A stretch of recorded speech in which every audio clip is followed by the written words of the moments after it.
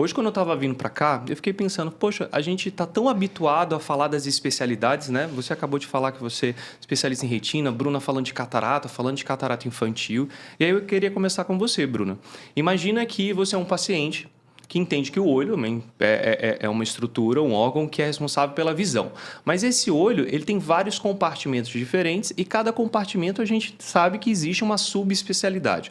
Fala para os nossos telespectadores hoje quais são essas subespecialidades e como funcionam cada compartimento desse aí dentro do processo visual. Excelente, Michel.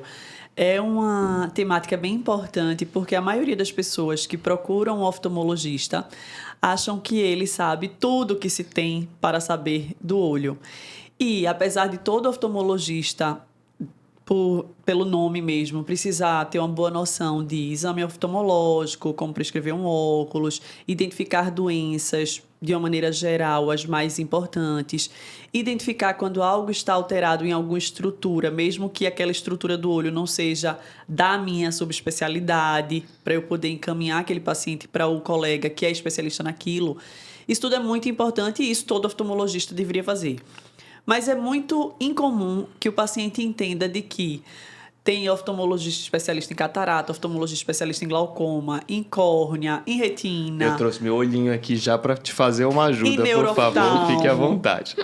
Então, o olho é pequeno, aqui é um olho esquemático cortado no meio, mas a gente tem oftalmologistas que são especialistas em córnea, que é essa parte aqui anterior do olho. Existe oftalmologista que é especialista em catarata, que é quando essa lente aqui que a gente tem dentro do olho começa a se opacificar. Existe especialista em retina, que é essa parte laranja. Em glaucoma, que no glaucoma a gente pode pincelar, mas é quando a gente tem um dano ao nervo do olho. Secundário é, por exemplo, quando a pressão do olho do paciente é mais alta do que deveria. Tem especialista em neurooftalmologia, que aí é muito como o nervo do olho está e como esse paciente enxerga por causa disso. Tem também especialista em inflamação ocular. Então, poucos de vocês talvez já ouviram falar de que o olho pode inflamar por diversas causas, não só depois de uma cirurgia. Então, pessoas que têm doenças autoimunes podem ter uma inflamação ocular, além de muitas outras infecciosas também. Então, essa ideia de que todo mundo deveria, pelo menos uma vez no ano, ir num médico oftalmologista é ótimo e é premissa. Isso eu acho que é o primeiro grande conceito que a gente precisa deixar aqui muito claro. E a partir desse exame de triagem, vamos dizer assim, se seu médico oftalmologista vê que há um benefício para você ser atendido por um subespecialista em uma dessas outras áreas muito específicas do olho, você seria encaminhado. Isso é importante porque hoje existe uma infinidade. Se você fala assim, córnea, você acha que é algo pouco profundo, mas você pode passar 2 anos estudando só córnea para começar, porque a gente nunca para de estudar, né, Manu? Então, eu acho que essa ideia é muito importante de você entender que o olho não é só um grau, não é só óculos, você não precisa cada ano só ver se seu óculos mudou, você precisa estar muito preocupado em saúde ocular. E aí, quando você fala em saúde ocular, não é um fator, é você examinar o olho como um todo e, caso tenha alguma alteração, ser atendido por um subespecialista. Perfeito, Bruna.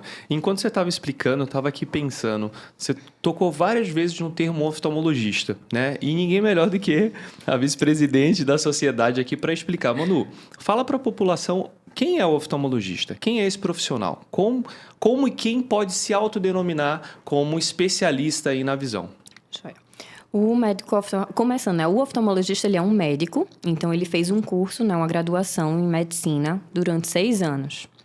Terminada a graduação, né, pode ser feita a prova tanto de residência médica como de especialização em oftalmologia, que tem a atual duração de mais 3 anos. Terminada essa formação de 9 anos, ainda assim a gente pode optar por realizar alguma subespecialidade, que nem Bruna estava comentando. Então, por exemplo, eu quis me especializar em retina. Então, foram depois mais 2 anos, né, de um fellow de retina, né, pude fazer a parte clínica, pude fazer a parte cirúrgica, para aí sim ser uma médica oftalmologista com subespecialidade em retina. Então, de acordo com cada subespecialidade, esse tempo ele ainda varia, fora todos o outro tempo aí de carreira que a gente utiliza, né, investe no mestrado, mais 2 anos, num doutorado, mais 4 anos. Então, eu definiria, assim, resumidamente, né, que é um profissional, né, altamente capacitado, que fez uma faculdade, que fez um curso de especialização, às vezes uma subespecialização. E como a Bruna falou, a gente está em constante estudo, né? Todo dia sai um artigo novo, sai revista nova, publicação, tem congresso. Então, não só esse período em que a gente estudou para se formar e aí sim ser um oftalmologista, mas a questão da atualização, né? Ela é muito importante. Vivemos num período, né, num momento histórico que as informações são muito rápidas, mudam, então é muito importante, além da formação, a capacitação e renovação, né, das informações aí que a gente aprende, né?